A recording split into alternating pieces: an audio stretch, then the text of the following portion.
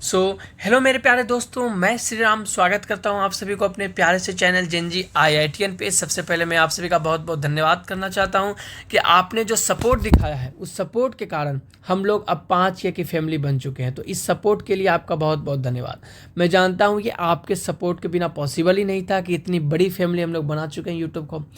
और यार अब मन लगने लगा है, सच बता रहा हूँ। जब आपके लिए मैं कंटेंट क्रिएट करता हूँ ना, और मैंने बहुत कुछ प्लान किया रखा है, लेकिन मैं भी चाहता हूँ कि कॉलेज में थोड़ा स्टेबल हो जाऊँ, उनके भी सिलेबस को मैं थोड़ा कॉप अप कर लूँ, है ना। तो एक बार जब वो सब चीज़ हो जाएगा ना, तब मैं आपके लिए अलग अलग कंटेंट्स, नॉन एकेडमिक कंटेंट, जो कि सबसे इंपॉर्टेंट होता है ना। पढ़ाई सब करते हैं, है ना, सब कोई पाइथन पढ़ते हैं, लेकिन जो टॉप 1 परफॉर्मर पाइथन प्रोग्रामर आप कैसे बनोगे, है ना। जब उस पर वीडियोज़ में मैं बहुत कुछ सोच रहा हूँ, तो अब आपके लिए कंटेंट बनाने बहुत अच्छा लग रहा है मेरे को ना। बहुत उसको कंटेंट नहीं करूँगा मैं, उसको हेल्पफुल वीडियो की तरह ट्रीट करता हूँ। मुझे भी मज़ा आता है, और मुझे जो आप कमेंट देते हैं वो एक अलग तरह का किक देता है। तो चलिए शुरुआत करते हैं बिना किसी देरी की। आज मैं आप लोगों के लिए वन शॉट लेकर आ गया हूँ वीक 8 के ग्रेडेड असाइनमेंट का, क्योंकि this is the most demanding video, जिसमें मैं एक ही वीडियो में चारों के चारों सब्जेक्ट के सॉल्यूशन को आपको एक्सप्लेन करता हूँ। ये PDF आपको हमारे link in the description and pin comment में मिल जाएगा। जिस बच्चे को भी लिंक एक्सेस करने में दिक्कत होता है, वो आइदर PC को यूज करें लिंक एक्सेस करने के लिए, और अगर वो मोबाइल में यूज कर रहे हैं तो वो लिंक पे क्लिक करके पहले जब यूट्यूब पे रिडायरेक्ट होते हैं तो सब्सक्राइब करने के बाद 1-2 सेकंड होल्ड करना है, और फिर बैक बटन से लिंक पे आना है। आपको डायरेक्टली मिनिमाइज करके लिंक पे नहीं आना है, तो फिर वो लोड नहीं लेता है, ठीक है। तो चलिए शुरुआत करते हैं इंग्लिश का। In a word with 2 syllables, each one of them have their independent meanings. तो कहीं ना कहीं आपको कम्बिनेशन वगैरह की बात कराना है। ये PDF मैं आपको दे दूंगा। मैंने चाहता हूँ कि ना कि इंग्लिश जैसे सब्जेक्ट में मैं आपको फालतू का एक्सपीरियंस एक्सप्लेन करके टाइम यहाँ पर आपका लूँ। द वर्ड मार्केटिंग है, सिंपल सा बात है, यहाँ पर हमको साइलेबल्स की बात करा है, तो 3 साइलेबल्स है ना मार्केटिंग के पास, है ना। विच ऑफ द प्रोडक्ट है the stress correctly mark, which of the product has stress correctly mark. तो कहीं ना कहीं आप जब देखते हो तो product, that's option B is correct. Okay, so ये आप लिंक देख लेना, किसी भी तरह का दिक्कत आपको नहीं होगा। Now will move to the statistics section. तो ये कहीं ना कहीं आपको मैंने statistics, okay, now will move on the statistics section, जिसका कि मैंने एक डिटेल वीडियो भी बनाया हुआ है डिटेल एक्सप्लेनेशन के साथ। और इसमें आप देख सकते हो कि जो सबसे पहला क्वेश्चन है, तो इन्होंने सबसे पहले उस क्वेश्चन को थ्योरेटिकल अप्रोच से सॉल्व किया है, और फिर प्रैक्टिकल अप्रोच भी यहाँ पर इन्होंने लगाया है। तो अगर आपको दिक्कत हो तो आप प्रैक्टिकल अप्रोच की तरह से सॉल्व कर सकते हो बिना किसी दिक्कत के। बस आपको ये करना है कि जैसे Zaheer Khan has taken M5 wicket halls in his last N matches. तो कहीं ना कहीं ये क्वेश्चन ये है कि जहीर खान N मैचेस खेलता है, और उसमें से M मैचेस में वो 5 विकेट लेता है, ठीक है। उसके बाद आपसे बोलता है कि none of the match record is analyse more than once, यानी कि किसी भी एक मैच को सिर्फ हम एक बार एनालाइज करते हैं, और उसके बाद उसको रिजल्ट में स्टोर कर लेते हैं। यानी एक मैच आया, फर्स्ट मैच आया, उसको एनालाइज किया, रिजल्ट में स्टोर हुआ। दूसरा मैच आया, उसको एनालाइज किया, रिजल्ट में स्टोर कर दिया। Then what is the probability that the kth one analyse is his last 5 wicket haul match. तो कहीं ना कहीं एक ईजी सा क्वेश्चन है स्टैटिस्टिक्स में, मेरे को नहीं लगता आपको कोई दिक्कत होगा। तो ये आप देख लेना एक बार, है ना। इसका डिटेल एक्सप्लेनेशन वीडियो आपको चैनल में मिल जाएगा, मैं लिंक डिस्क्रिप्शन में भी दे दूंगा। अगर आपको डिटेल एक्सप्लेनेशन का चाहिए होगा तो अच्छे से एक्सेस कर लो। और अगर आप सिर्फ और सिर्फ क्रॉस चेक करना चाहते हो आंसर, तो सिंपली आप क्रॉस चेक कर सकते हो। देखो, एक सबसे सिंपल बताता हूँ, अगर आप सिर्फ इसका डायरेक्ट सॉल्यूशन चाहते हो ना, तब आप क्या करोगे। तब आप अपना क्वेश्चन उठाओ, और जो क्वेश्चन ये दिया हुआ है, अगर आपको क्रॉस चेक करना है या सिर्फ आंसर चाहिए, आप सबसे पहले वेरिएबल को डिफाइन करो कि आपका वेरिएबल में n क्या है, फिर n क्या है। देखो, अब मैं इसका सिंपल सा बताता हूँ। आपको वेरिएबल कुछ होगा और इसका वेरिएबल कुछ है, तो आपको सबसे पहले हर क्वेश्चन का वेरिएबल को डिफाइन करना है। जैसे इस क्वेश्चन में आपको डिफाइन करना है कि n क्या है, k क्या है, m क्या है, ठीक है। उसके बाद आपको क्या करना है, उसका सिंपली यहाँ पर मैं भी एक्सप्लेन इसका कर चुका हूँ लास्ट वीडियो में। अगर आपको चेक करना है आंसर की क्रॉस चेक है, सीधा आप इस फॉर्मूला का यूज करोगे। पहला फॉर्मूला यूज करना है, दूसरा ये यूज करना है ना। बस इसको क्रॉस चेक इस तरह से करते जाना है कि जो फॉर्मूला का यूज ये लोग कर रहे हैं, उस तरह से आप कर पा रहे हो कि नहीं। अगर मैं बात करता हूँ सेकंड क्वेश्चन में, तो सेकंड क्वेश्चन में आपको डायरेक्ट यहाँ पर सारा इवेंट को वेरीफाई करना है। आपको ये देखना है कि A क्या है, B क्या है, C क्या है, D क्या है। उसके बाद डायरेक्टली आपको ये क्वेश्चन भी आप सॉल्व कर सकते हो, है ना। इस इक्वेशन को भी आप सॉल्व कर सकते हो डायरेक्टली। ये बेस रूल के बाद डायरेक्टली आपको यही सही आने वाला है। इससे जो आपका आंसर मिलेगा आप वेरीफाई कर सकते हो। तो आप एक बार अच्छे से देख लेना, मेरे को नहीं लगता आपको किसी तरह का दिक्कत होगा। हमारे चैनल को सब्सक्राइब जरूर कर लीजिएगा। नेक्स्ट हम मूव होते हैं आप सबसे पहले कंप्यूटेशनल थिंकिंग का, जिसका भी मैंने डिटेल वीडियो डाल दिया है ना। डिटेल एक्सप्लेनेशन वीडियो डाल दिया है कि किस तरह से आपको सोचना है इसमें। और मैं ये सोच रहा था कि Q2 का प्रिपरेशन अब स्टार्ट करने वाला हूँ मैं। अच्छा, तो इस तरह का क्वेश्चन आपने पहले ही पढ़ चुका है, क्योंकि वीक 8 आ चुका है और अभी तक यही क्वेश्चन बार बार रिपीट हो रहा है कि what will be the value of B represent at the end of execution. The difference is only that अब जो सूडो कोड है वो बहुत बड़ा हो रहा है ना। सूडो कोड अब कम्प्लेक्स वो करते जा रहा है ना, इफ एल्स का ज़्यादा यूज कर रहे हैं, इटरेशन का ज़्यादा यूज कर रहे हैं, तो उसके लिए आपको ध्यान देना पड़ेगा। अगर आप चाहते हो ना कि सीटी का मैं कुछ डिटेल लेक्चर लेकर आऊँ, तो उसके लिए आप हमें बता सकते हैं, मैं ट्राई करूँगा कि कुछ अलग करने के लिए आपके लिए ना। सीटी, आई थिंक सीटी इज़ द बेस्ट चैप्टर, तो सीटी में कुछ अलग ज़रूर करूँगा आपके लिए, क्योंकि ये सबसे ज़्यादा यूनिक और डिफ़िकल्ट एंड टफ बना रहा है सारे बच्चों को। तो ये सब देख लेना है ना। कोड फ्रेगमेंट आपको कंप्लीट करना आता ही होगा है ना। कोड फ्रेगमेंट बहुत ईजी है यार, एक थोड़ा सा लॉजिक बिल्ड होना चाहिए, बस आपको गलती पहचानना होता है। ऑप्शन में गलती पहचानो। आप दिए गए क्वेश्चन को कंप्लीट करने से अच्छा क्या है ना, आप ऑप्शन को मैच करो।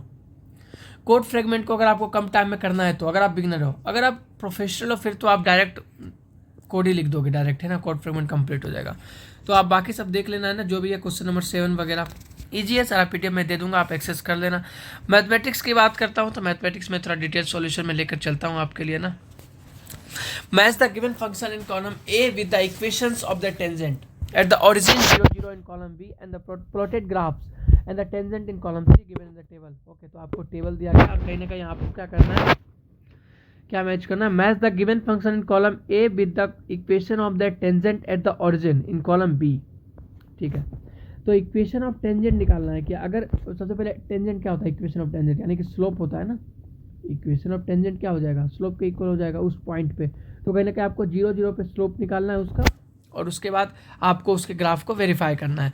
ग्राफ को अगर आपको वेरीफाई करना है तो आप क्या करोगे, ग्राफ को वेरीफाई करने के लिए आप पॉइंट फार्मूला यूज कर लोगे। ठीक है, यानी कि 0 0 आपको इस पॉइंट पे वेरीफाई करवाना है और फिर देख लेना है कि कौन सा टेंजेंट मिल रहा है। नहीं तो फिर आप फंक्शन पे आप वेरीफाई करवा सकते हो। ठीक है, जैसे कोई भी एक पॉइंट उठा लेते हैं, एक पर पॉइंट उठा लेंगे, देख लेंगे एक पर कैसा आ रहा है। ठीक है, f(1) यहाँ पर क्या आ जाता है, f(1) यहाँ पर हमको कहना कहीं आ जाएगा 1 × 2 के पावर 1, तो कहना कहीं 2 आ जाएगा। तो देखो f(1) हमको 2 आना चाहिए, लेकिन अगर हम इस ग्राफ को देखते हैं ना, अगर हम इस ग्राफ को देख रहे हैं तो इसका जो 1 पे वैल्यू वो निगेटिव है, तो ये ग्राफ तो होगा नहीं। देखो ठीक है, अब दूसरा देख रहे हैं कि ये क्या है, ये हो सकता है, ये ग्राफ है पॉजिटिव जा रहा है ना, ये ग्राफ पॉजिटिव जा रहा है, सही है। और 4 क्वेश्चन है, 3 ही है, चलो ठीक है। तो ये मेरे को क्या जा रहा है, ये मेरे को पॉजिटिव जा रहा है, और दूसरा क्या जा रहा है, एक ये और एक ये, दोनों पॉजिटिव जा रहा है। तो ये तो पहला का होगा नहीं, बचा ये दोनों। तो अब हम क्या करेंगे, अब हम यहाँ पर सबसे सिंपल क्या करने वाले हैं कि अब हम टेंजेंट को वेरीफाई करने वाले हैं कि इस केस में f(1) क्या होने वाला है, f'(1) क्या होने वाला है। ठीक है, और उसके बाद हम लोग टेंजेंट स्लोप को देख लेंगे कि 0 0 पर इसका वैल्यू क्या आ रहा है, उसके आधार से हम लोग सॉल्व कर सकते हैं। ओके, देख रहे हो ना, given the equation of tangent at the origin, आप निकाल लो, कोई दिक्कत ही नहीं होना। अच्छा, इक्वेशन ऑफ द टेंजेंट बोल रहा है, अच्छा, इक्वेशन की बात कर रहा है। Okay, equation of the tangent है तब तो और ईजी है ना, कोई दिक्कत नहीं, मैं स्लोप समझ रहा था। सही है, फिर करना कुछ नहीं है, इन्होंने बस सिंपली एक पॉइंट को वेरीफाई किया है कि ओरिजिन पे इन्होंने x को 0 लिया है, y को 0 लिया है। ठीक है, और इसका स्लोप आप निकालने आपको आना चाहिए। फिर y - 0 = m × x - y - y1 = m × x - x1 से इन्होंने ग्राफ को सेटिस्फाई करवा रखा है। तो कहीं ना कहीं अगर आप सॉल्यूशन देखते हो तो आपको ये पता चलता है कि टेंजेंट ऑफ द इक्वेशन तुरंत निकालो और डायरेक्टली आप उससे एक्सपोनेंशियल ग्राफ या कौन सा ग्राफ है वो आप वेरीफाई कर सकते हो। Consider the following 2 function f(x) and g(x)। मैं ये भी सोच रहा था कि लिमिट पे मैं थोड़ा सा एक क्वेश्चन बना दूं जहाँ पर लिमिट, कंटिन्यूटी, डिफरेंशिएबिलिटी वाले को लेक्चर को मैं थोड़ा एक्सप्लेन कर दूंगा, है ना। Consider the following 2 function of f(x) and g(x)। Okay, ठीक है यार, ये सब एक कैलकुलेटिव है ना क्वेश्चन है, आप देख लेना एक बार, है ना। ये सब इजी क्वेश्चन है, बस ये सब है कि आपको आ रहा है तो आ रहा है भाई, सिंपल सा बात बता रहा हूँ, ये सब है कि वही क्वेश्चन है। चलो एक बार बना देता हूँ, नहीं तो आप लोग बोलोगे भैया आप बनाते कुछ नहीं हो, सिर्फ पिंगल देते हो। Okay, so we have consider the following 2 function f(x) and g(x). f(x) यहाँ पर दिया है कि x 0 3, जो भी कंडीशन दिया है उसके बाद क्या पूछा है। ओके, अब इस पर आपको क्या करना है, 3 पॉइंट यहाँ से ऑप्शन से हम उठाने वाला है। कौन कौन है, 0 है, 2 और 3 है। जो भी आपको f(x) एंड g(x) दिया है, सबसे पहले आप 2 0 2 और 3 पर सेटिस्फाई कराओगे।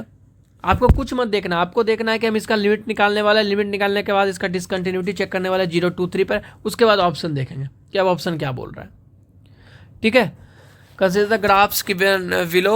ओके, तो graph 1 is both continuous and differentiable at the origin. क्या सही बात है, देख लेते भाई। ओरिजिन पे क्या है, ओरिजिन पे कंटिन्यूस ग्राफ है और एक कंटिन्यूस ग्राफ है तो ये डिफरेंशिएबल होगा। लेकिन यही अगर आप देखते हो ये, तो ये क्या है, ये कंटिन्यूस ग्राफ नहीं, यहाँ पर क्या बोलते हैं वो शार्प पॉइंट आ रहा है ना, तो शार्प पॉइंट पे कहीं ना कहीं डिफरेंशिएबिलिटी डिफाइन नहीं होता है। आपको ये तो पता ही होगा ना कि कर्व 3 की बात करता हूँ, तो कर्व 3 में जो शार्प है ना, तो कर्व 3 कहीं ना कहीं डिफरेंशिएबिलिटी नहीं होगा एट इस पॉइंट पे, ओरिजिन पॉइंट पे।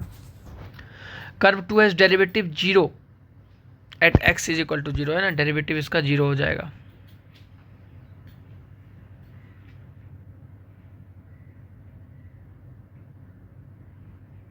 अच्छा कर्व 3 के यहाँ ना, कर्व 3 यहाँ, curve 3 is continuous but not differentiable at the origin. वही तो मैं ऑप्शन ही देख कर सोच रहा हूँ मैं कैसे गलत बोल रहा हूँ, है ना। ऑप्शन 4 में कर्व 3 की बात कर रहा है, सही मैं बोला ना कि कर्व 3 जब भी शार्प पॉइंट होता है तो डिफरेंशिएबिलिटी डिफाइन नहीं होता है, तो सही बात है। कंटिन्यूस डिफाइन है, कंटिन्यूस तो आप सिर्फ ग्राफ से देख लोगे कि अगर ग्राफ कंटिन्यूस इस तरह से बन रहा है तो ये कंटिन्यूस ग्राफ है ना, अगर ब्रेक नहीं हो रहा है तो इस तरह से आप समझ सकते हो। ओके ऑप्शन 4 वगैरह सब आप देख लेना, जो भी है डिटेल सॉल्यूशन PDF। ओके तो चलिए अब हम क्वेश्चन नंबर 4 को थोड़ा सॉल्व कर लेते हैं। Where we have choose the set of correct options considering the function given below. f of x is continuous at x is equal to 0, f of x is not differentiable at, तो simple सा बात है, यहाँ पर continuous आपको दिखाई पड़ जाएगा। कंटिन्यूटी आप चेक कर सकते हो ना, लिमिट लगाओ, कंटिन्यूटी चेक करके बता दो कि x प्लस 0 पर इसका क्या बिहेवियर है ना। डेरिवेटिव पे भी देख लेना, ये सब इजी क्वेश्चन है यार, है ना। पॉलिनोमियल दिया है, let f of f dash B denote the derivative of f at x is equal to b, choose the set of the correct option. Okay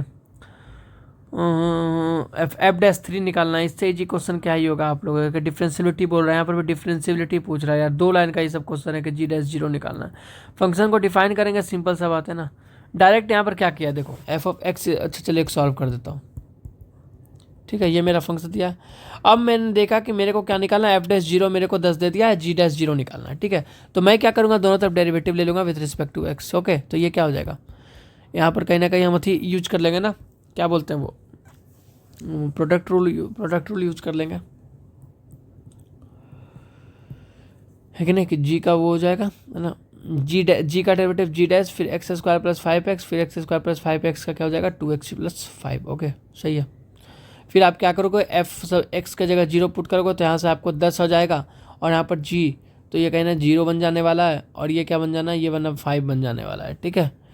तो 5g डैश 0 क्या हो जाएगा, 5g डैश 0 कहीं ना कहीं 10 हो जाएगा, g डैश 0 कितना आ गया आपको, 2 आ गया। तो ये सब बहुत ईजी होने वाला है। Okay we will move on the next question. Okay comparison type question है, देख लेना आप, है ना। कोई भी दिक्कत होगा बस आपको वैल्यू बदलना होगा, प्रोसीजर जो डिटेल सॉल्यूशन होगा वो सेम होने वाला है। तो इसी के साथ मैं श्रीराम विदा लेता हूँ। आशा करूँगा वीक 8 के साथ आपका QST का अच्छा प्रिपरेशन हो रहा होगा। अगर आपको QST से रिलेटेड किसी भी तरह के नोट्स, रिसोर्सेज, उस तरह के मटेरियल चाहिए तो आप लोग कमेंट कर सकते हैं, मैं जरूर लेकर आ जाऊँगा। धन्यवाद। आप लोग हमारे चैनल को सब्सक्राइब जरूर कर लीजिएगा। इस PDF का लिंक आपको डिस्क्रिप्शन एंड पिन कमेंट में मिल जाएगा।